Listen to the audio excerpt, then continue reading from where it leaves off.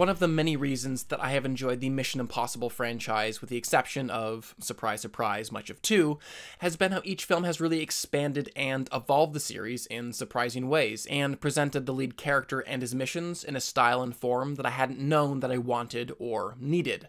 And really what that has done is allowed the film series to endure and stay fresh, giving most of us the very thing that we crave with any sequel, that being more of the same, but different. And it was really for that reason, and that reason alone, that I was slightly nervous when I heard that Mission Impossible Fallout would not only be the first time that a director would be returning to helm a mission film, but also the first time the narrative would actually directly continue from what took place in the previous installment. In watching the film, however, I will say it was extremely clear that writer-director Christopher McQuarrie felt the same as I did, and really did want to make this film distinct from the others, tonally, visually, and narratively. And what he did to separate this mission film from the others was he made it truly epic. It was very appropriate, for example, that Ethan Hunt was given his mission orders this go-around hidden inside a copy of the Iliad, because the story that we were about to watch and the journey that our hero was about to endure was going to be mythic in proportions. And like an ancient tale of old, Fallout was not only filled with battles and fights, but sweeping emotions, heartbreak, and tragedy. More than any other Mission Impossible film, Cruise and McQuarrie sought to bring us into the mind of Ethan Hunt and make us feel, in distinctly grounded ways, what it would be like to bear the burden of this impossible job time and again. And for the most part, that really did work quite well. Having things as subjective as dream sequences or needing to choose between the life of a friend or the lives of thousands really helped me to understand in much more concrete ways who that man was, which, again, that level of focus on Ethan's psyche was quite different to what we've been given in previous Mission Impossible films, and was consequently quite engaging.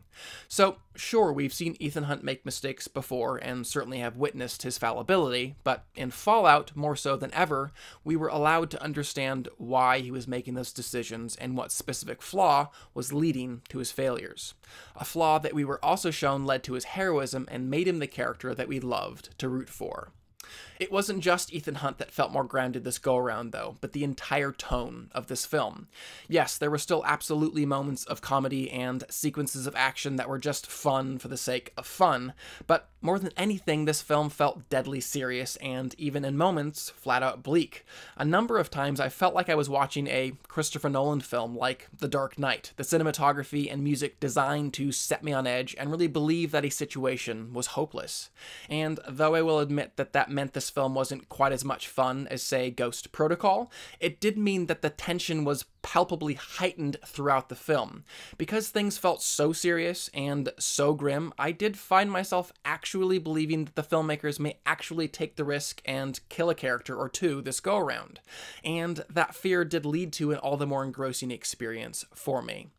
Though Fallout didn't possess the most unexpected twists and turns, which was likely due to the fact that I have now watched 6 of these films and really do know how the Mission Impossible game is played, the writer and director very intelligently kept those twists and turns coming fast and furious, so that it was never for very long that I was just sitting in the theater feeling like I knew exactly what was going to happen next and how characters would act and react.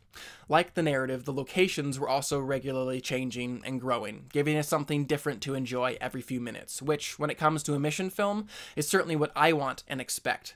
I want to see exotic locations shown from different perspectives than I normally see them. And, of course, like every viewer out there, I have to discuss the action. By now, it really does go without saying, Mission Impossible films are going to have pretty great action. But honestly, I think one of the uniquely brilliant things about Fallout's action was how the marketing team prepared us for it, by putting out these great behind-the-scenes featurettes that showcased Tom Cruise really doing these stunts and quite literally risking his life for our entertainment and, let's be real, his own enjoyment. The action was made that much more exhilarating. Over and over, my wife and I were just sitting in the theater, shaking our heads and gaping at the insanity that that man was putting himself through. And that was because of the marketing. Those ads worked. We were genuinely that much more invested and concerned for the character's well-being because we knew that Tom Cruise was actually hanging off a helicopter, jumping out of a plane and breaking his leg. And it really was that passion and dedication from Mr. Cruise that even made the quote-unquote familiar action sequences still feel exciting. Yes, I still really enjoyed watching Tom Cruise run or tear down a busy street on a motorcycle because I could see that he still was enjoying it. To segue into some of the elements that didn't work perfectly, I will say overall this film was a bit flabby. Though I wouldn't say there were whole scenes or sequences that needed cutting, there were a number of moments, beats, and breaths that did just feel a little too precious and overindulgent, and ultimately that ballooned the film's runtime 15 to 20 minutes longer than it needed to be. For example, in this film's effort to codify Ethan Hunt, communicating that he would always choose the life of one over the lives of many, it showed him doing just that, choosing that one life no matter what the cost. Unfortunately, the film chose to also play that note one too many times and ultimately felt a bit heavy-handed in that department. The film also didn't benefit that much to being a direct sequel to Rogue Nation, and that was especially clear with Rebecca Ferguson's Elsa Faust and Sean Harris's Solomon Lane. Both of them were basically confined to repeating less interesting, less developed versions of their characters' arcs from film 5 of the series. Also, as much as I did sincerely love the Julia character in MI3, her inclusion in this film did ultimately feel just a bit forced and unsatisfying. When it was all said and done, though, I had a blast watching Mission Impossible Fallout and very much look forward to seeing it again in IMAX. And for all these reasons, I will give the film a 4 out of 5 and a heart. I would still love to know what you guys thought of the film, though, so definitely comment below and let me know.